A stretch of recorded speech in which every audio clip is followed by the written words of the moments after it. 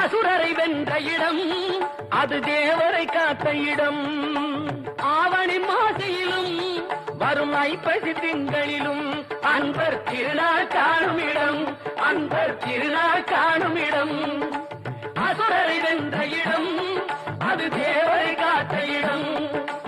ஆவணி மாசையிலும் வரும் ஐப்பசி திங்களிலும் அன்பர் திருநாள் காணும் இடம், அன்பர் திருநாள் காணும் இடம்.